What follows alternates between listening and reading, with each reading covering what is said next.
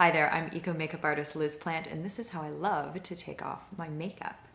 First, I'm gonna get my bangs out of the way. And I love to use Evanhealy's Nourishing Cleansing Oil. Just a few to several pumps.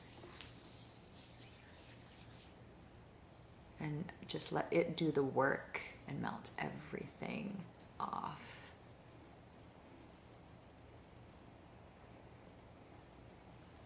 And once it's distributed evenly, just take a warm face cloth, not too soaked with water, squeeze it out and just let that hover over the face.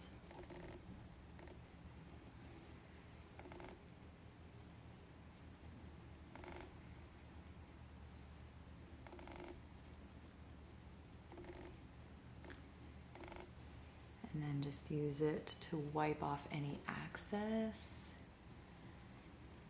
Get a little bit more detailed and be very careful around the eye area.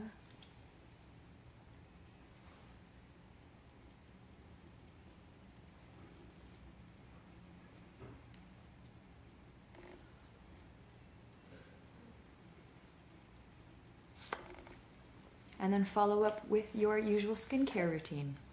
And that's it.